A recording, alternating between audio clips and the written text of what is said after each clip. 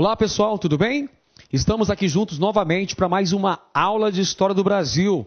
E desta vez iremos abordar o chamado período populista no país, entre 1946 e 1964.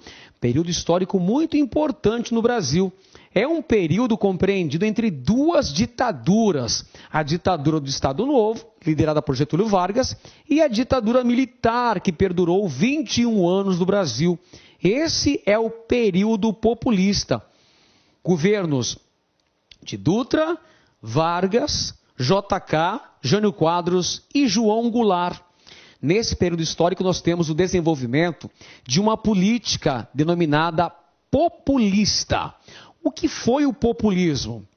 Ora, o populismo foi uma política baseada em uma relação entre dominados e dominantes, entre o povo, a massa trabalhadora e políticos que se auto-intitulavam como salvadores da pátria, políticos carismáticos, políticos que apresentavam soluções para as crises econômicas e sociais vividas pelos países latino-americanos. Na América Latina são exemplos significantes de política populista, no Brasil, no caso, Getúlio Vargas. Na Argentina, Juan Domingo Perón. No México, Lázaro Cárdenas. Mas aqui no Brasil nós tivemos inúmeros políticos que fizeram uso da prática do populismo. O próprio Vargas, Juscelino Kubitschek de Oliveira, João Goulart, Jânio Quadros. O populismo vigorou com muito vigor, com muita influência. Foi uma política fundamental entre a segunda metade da década de 40 e a década de 60, meados da década de 60, quando ocorre o colapso do populismo no Brasil. Vamos entender então como é que funcionava esse sistema, essa relação de poder, essa proximidade entre as massas trabalhadoras, sobretudo os trabalhadores urbanos, os trabalhadores das indústrias no Brasil, a indústria que estava se consolidando na transição da primeira para a segunda metade do século XX. Nisso nós temos o estabelecimento do populismo. O político que vai introduzir o populismo no Brasil foi justamente Getúlio Dornelles Vargas. Mas vamos então entender o contexto político, o contexto histórico brasileiro desse referido período, entre 1946 e 1964. Pois bem, senhores, é um período histórico muito importante da história, não apenas no Brasil, mas também no mundo como um todo. Afinal de contas, estávamos saindo da Segunda Guerra Mundial, que terminou em 1945, e estava prestes a iniciar a chamada Guerra Fria, período histórico de bipolarização mundial entre Estados Unidos, líder do bloco capitalista, e a União Soviética, que comandava o bloco dos países socialistas. Aqui no Brasil, nós tínhamos como principais partidos o PSD, Partido Social Democrático, era o principal partido desse período histórico. Foi criado por Getúlio Vargas ao final do Estado Novo. Estado Novo é o período ditatorial da chamada Era Vargas, entre 1937 e 1945. O Estado Novo tem fim logo após a Segunda Guerra Mundial. Em 1945, acaba o Estado Novo, são convocadas eleições presidenciais e tem início a chamada República Democrático-Populista no Brasil. Mas vamos analisar os principais partidos, as principais agremiações partidárias do Brasil durante esse contexto histórico, senhores. Temos o PSD, um partido criado por Getúlio Vargas, que tinha base rural, mas que também atendia aos industriais, banqueiros e latifundiários associados ao regime de Getúlio Vargas. Eram políticos tradicionais com grande prestígio em suas regiões. Exemplo de JK, Juscelino Kubitschek de Oliveira, o emblemático Ulisses Guimarães e Tancredo Neves. Um outro partido político importante desse período foi a UDN, União Democrática Nacional, segunda maior força política do Brasil nessa época. Eles eram anti-getulistas. A UDN era um partido de oposição a Getúlio Vargas. Eram contra a intervenção do Estado na economia. Vamos recordar um pouquinho, senhores. Getúlio Vargas, ele adotou uma política de nacionalismo econômico, de intervenção do Estado na economia. Getúlio Vargas, você sabe muito bem, criou importantes empresas estatais no Brasil, Companhia Siderúrgica Nacional, Companhia Vale do Rio Doce, e no seu segundo mandato, no seu segundo governo, na década de 50, criou o BNDE, criou também a Petrobras e a Eletrobras. Getúlio Vargas pregava a intervenção do Estado na economia, o chamado nacionalismo econômico. A UDN, que era um grupo anti-getulista, evidentemente que era contra a presença marcante do Estado na economia. Também eram contra as leis trabalhistas. Eles apoiavam a doutrina liberal e alinhavam-se junto aos Estados Unidos da América no contexto da chamada Guerra Fria. Eram banqueiros, grandes empresários ligados ao capital estrangeiro e donos de veículos de comunicação. Como exemplos importantes de políticos da UDN, nós podemos mencionar Carlos Lacerda, que foi uma personagem muito importante nesse contexto histórico, Assis Chateaubriand, que tem seu nome envolvido no surgimento da televisão no Brasil em 1950, Júlio Mesquita, proprietário do jornal Estado de São Paulo, a família Marinho, dono das organizações Globo, José Sarney, importante político da região Nordeste, que posteriormente tornou-se presidente da República, e Antônio Carlos Magalhães, o ACM, também importante político baiano.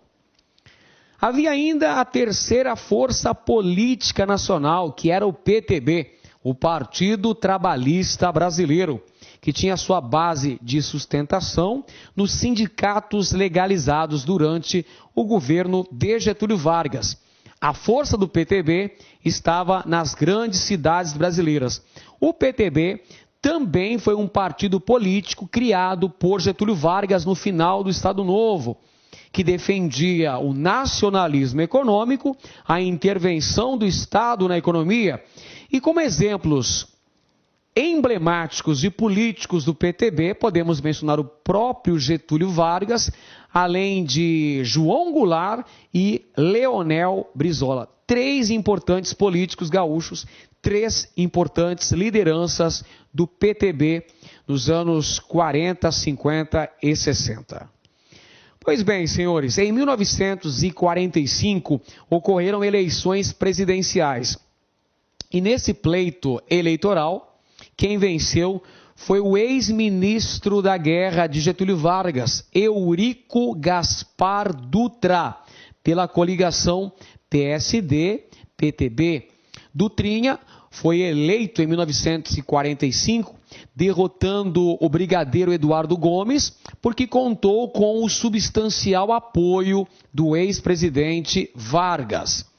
Chegando no poder em 1946, Dutrinha proibiu cassinos e também os jogos de azar no Brasil. Em 1946, ocorreu a promulgação de uma nova Constituição brasileira. Até então, senhores, vigorava a Constituição do Estado Novo, a chamada Constituição Polaca, de 1937, uma Constituição outorgada, a Constituição de tendência fascista. Com o restabelecimento da democracia no Brasil, claro que tornava-se extremamente necessário que o Brasil tivesse uma nova Carta Magna. E foi o que aconteceu. Em 1946, foi promulgada a nova Constituição brasileira, que é uma Constituição que apresentava medidas de cunho liberal, mas também apresentava alguns itens deveras conservadores. República Federativa e Presidencialista. Essa Constituição também estabelecia o voto secreto e universal, continuando exclusos da participação política analfabetos, soldados e cabos.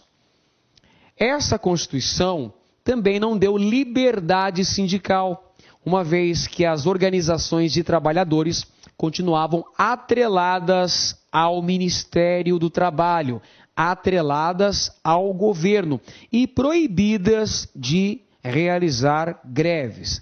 Essa é uma medida de cunho conservador da Constituição de 1946, uma vez que ela não dava o direito de livre organização sindical, nem tampouco dava ao trabalhador a garantia de realizar greves.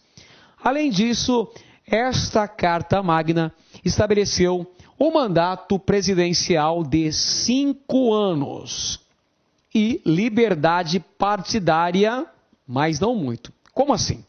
Explico para você. A Constituição de 1946 garantia a liberdade de associação política, a liberdade partidária. Entretanto, ao mesmo tempo, dava poder ao presidente da República de fechar partidos políticos que ameaçassem a ordem interna no país. Foi o que aconteceu, por exemplo, com o Partido Comunista Brasileiro, que acabou sendo colocado na ilegalidade pelo presidente Eurico Gaspar Dutra, que chegou a cassar vários mandatos de políticos do PCB. Durante o governo Dutra, temos uma grande aproximação do governo brasileiro com o governo dos Estados Unidos da América, a chamada política da boa vizinhança. Veja bem, esse é o período do início da Guerra Fria. Bipolarização mundial entre Estados Unidos, líder do bloco capitalista, e a União Soviética, comandante do bloco socialista. Durante o governo Dutra, o Brasil vai se alinhar na órbita da influência norte-americana, a chamada política da boa vizinhança, que, a bem da verdade, havia sido iniciada ainda durante o governo do presidente Franklin Delano Roosevelt, mas que teve prosseguimento no governo de Harry Truman, como nós podemos ver nesta imagem. O presidente Eurico Gaspar Dutra e o presidente dos Estados Unidos, Harry Truman. Política da boa vizinhança, ou seja, o Brasil se alia de forma incondicional aos Estados Unidos da América. Aí está, senhores, alinhamento incondicional com os Estados Unidos dentro do contexto da chamada Guerra Fria.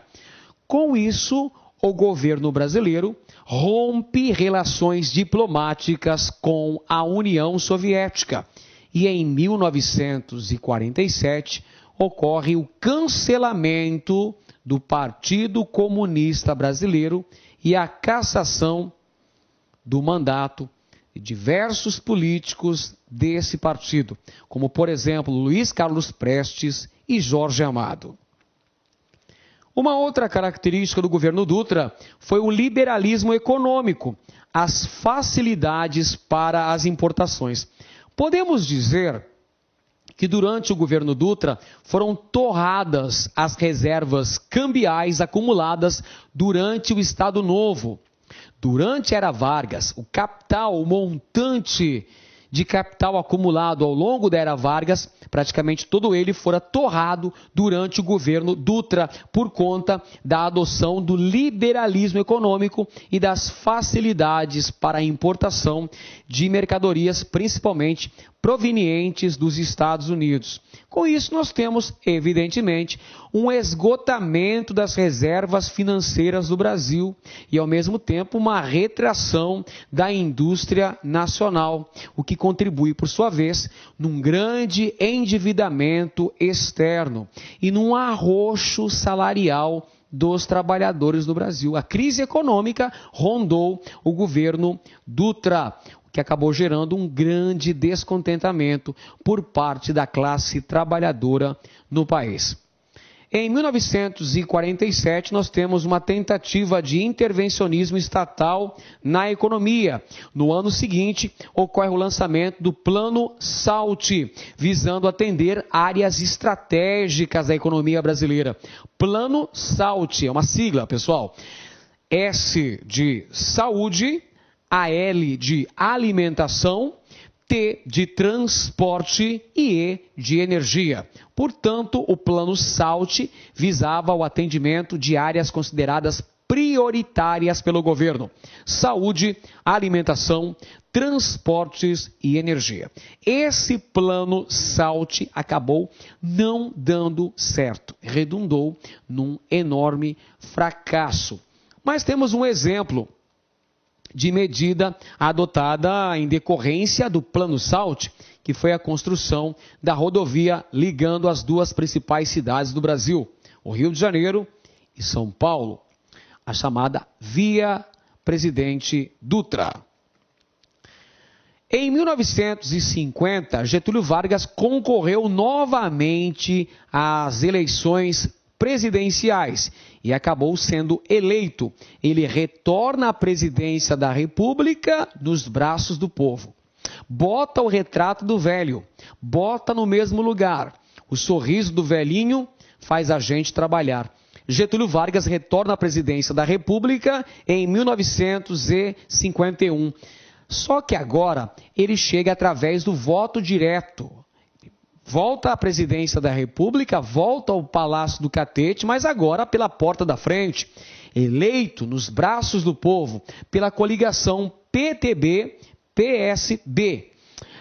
Nesse período histórico aí, senhores, ocorre o seguinte: crise econômica herdada do governo anterior, ou seja, do governo do presidente Eurico Gaspar Dutra. Então, o início do governo Vargas foi caracterizado por crises econômicas, por alta do custo de vida, por inflação e falta de recursos, e por crise política, greves e pressões dos oposicionistas.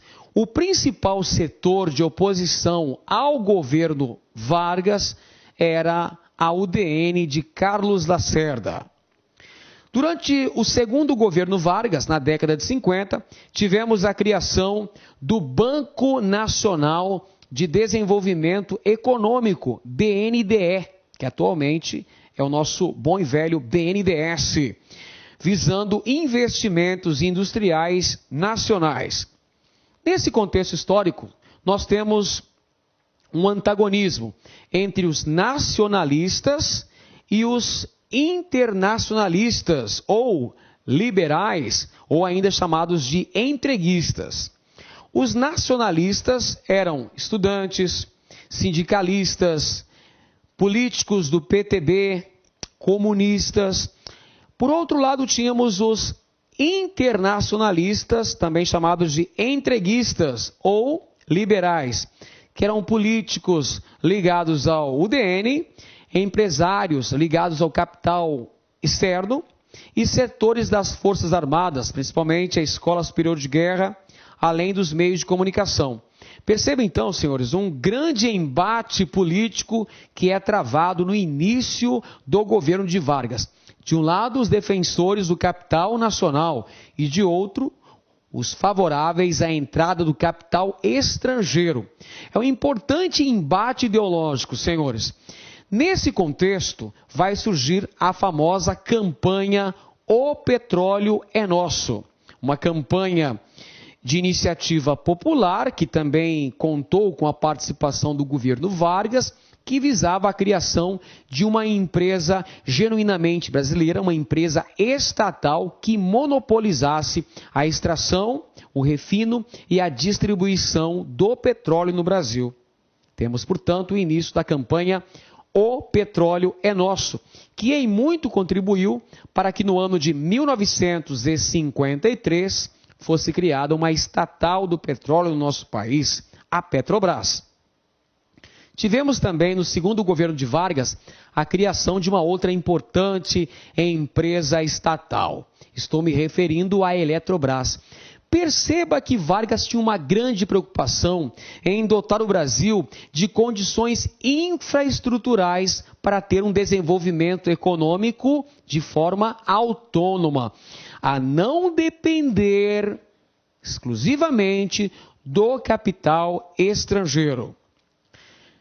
Em 1954, o ministro do Trabalho de Vargas, João Goulart, concedeu um aumento de 100% para o salário mínimo, o que, por sua vez, acabou levando a um grande descontentamento por parte da classe empresarial. Getúlio Vargas acabou demitindo o ministro do Trabalho, João Goulart foi demitido. Jango foi demitido por Vargas por causa desse elevado aumento no salário mínimo. Entretanto, senhores, Vargas manteve esse aumento, mas demitiu João Goulart para tentar acalmar os setores mais conservadores da sociedade brasileira, entre eles os grandes empresários. Temos nesse contexto, do ano de 1954, críticas generalizadas da oposição, que vão culminar com o atentado da Rua Toneleiros. O principal nome de oposição ao governo Vargas era o de Carlos Lacerda. Carlos Lacerda, dono do jornal Tribuna da Imprensa, tecia severas críticas ao governo Vargas, acusando o presidente de ser corrupto, o que ele chamava de mar de lama. Portanto, Lacerda era a principal voz que se levantava contra Vargas, o principal opositor de Getúlio Vargas. E aí, no mês de agosto de 1954, ocorre o atentado da Rua Toneleiros, que foi uma tentativa de assassinato do principal líder da oposição ao presidente Vargas, Carlos Lacerda. E as investigações desse referido crime acabaram levando ao chefe da segurança pessoal do presidente Vargas, Gregório Fortunato, o Anjo Negro. E com isso, forma-se a chamada República do Galeão, um conjunto de investigações que acabavam levando ao presidente Vargas, acusando Vargas de ser o mentor intelectual desse atentado contra a vida de seu principal oponente político. Então, aumenta a pressão, aumentam as críticas contra o governo Vargas e as pressões de todos os setores conservadores pedindo a renúncia do presidente, pedindo o impeachment do presidente Getúlio Vargas. E aí, como medida extrema do presidente, ele dá um tiro contra o próprio peito, comete suicídio na madrugada de 24 de agosto de 1954. Vargas deixa a vida e entra para a história.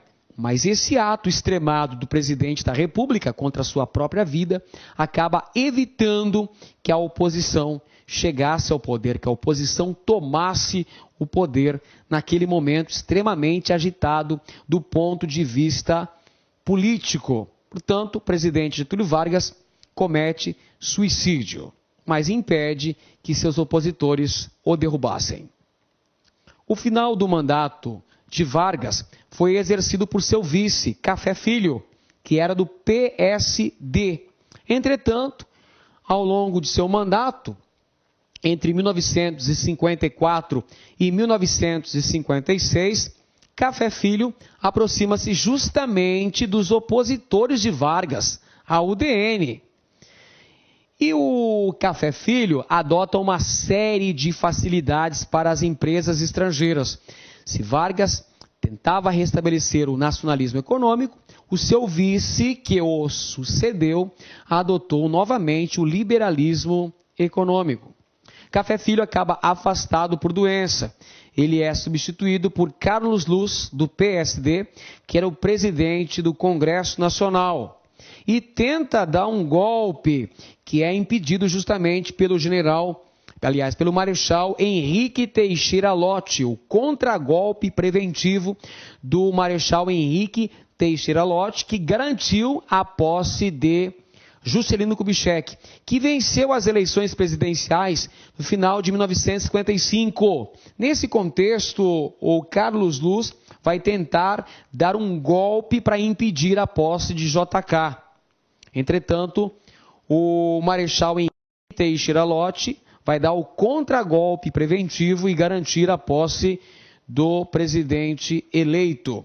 Nereu Ramos vai terminar o mandato. Nereu Ramos, que era presidente do Senado, completa o mandato logo após o afastamento de Carlos Luz. É Nereu Ramos que vai passar a faixa presidencial para o presidente legalmente eleito, que foi Juscelino Kubitschek de Oliveira, que governou o Brasil entre 1956 e o começo do ano de 1961. Ele foi eleito pela coligação PSD-PTB. JK, político mineiro, era democrata e hábil politicamente. Ficou conhecido como presidente Bossa Nova. Afinal de contas, aquela postura populista do presidente JK foi uma de suas marcas indeléveis.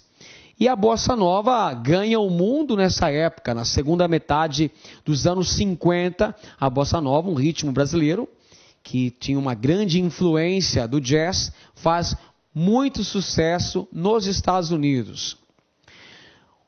Os anos JK são conhecidos pelo grande desenvolvimento econômico do Brasil, principalmente no aspecto industrial.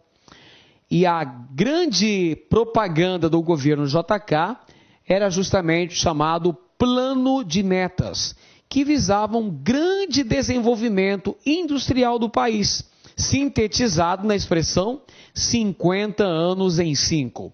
5 anos de governo, 50 anos de progresso para o país, com ênfase na indústria, principalmente a indústria de bens de consumo duráveis. Durante o governo de JK, nós temos a concessão de inúmeras facilidades para as multinacionais, principalmente aquelas ligadas ao setor automotivo no Brasil. Além disso, também precisamos mencionar que JK contribuiu para a construção de várias estradas, muitas rodovias no país, a exemplo da Belém-Brasília, além da construção de usinas hidrelétricas, tais como Furnas e Três Marias. A meta síntese do plano de metas acabou sendo a construção de Brasília, a nova capital federal, inaugurada em 21 de abril de 1960, construída no Planalto Central, no território do estado de Goiás, construída em tempo recorde pelo trabalho dos candangos, os brasileiros de várias regiões que se dirigiram até o Planalto Central para edificar a nova capital brasileira, Brasília, inaugurada em 1960. Como legados importantes do governo de Juscelino Kubitschek, tivemos o crescimento de nossa dívida externa, o aumento das disparidades regionais e sociais, bem como a dependência econômica de nossa economia, o aumento de nossa dependência em relação ao capital externo. Tivemos também uma urbanização intensa e desordenada do Brasil. JK criou a Superintendência do Desenvolvimento da Região Nordeste, a SUDENE, que acabou não dando muito certo. JK queria promover o desenvolvimento econômico de outras regiões do Brasil, uma vez que a indústria, principalmente a indústria automobilística, instalou-se na região Sudeste. Então, o JK tem uma preocupação de atender as outras regiões do país. Brasília, construída na região Centro-Oeste, região central do país. JK também tentou promover o desenvolvimento econômico da região Nordeste, criando esse importante órgão estatal, a SUDENE, que acabou não atingindo seus objetivos iniciais. Consequência da política desenvolvimentista do governo JK, nós tivemos elevados índices inflacionários e aumento da concentração de riquezas no país. Em 1960 ocorre o rompimento com o Fundo Monetário Internacional e uma grande emissão monetária no país. Aí está o presidente Bossa Nova, o presidente Juscelino Kubitschek, seu plano de metas, 50 anos em 5, a atração do capital estrangeiro para o Brasil e a instalação de indústrias de bens de consumo duráveis em nosso país, a exemplo da indústria automobilística. No governo JK, a Volkswagen se instala no Brasil, na região sudeste, no ABC paulista. E dentre importantes consequências da política desenvolvimentista empregada no governo JK, tivemos o aumento das disparidades regionais e sociais, a internacionalização de nossa economia, bem como o crescimento exponencial de nossa dívida externa. Clique lá.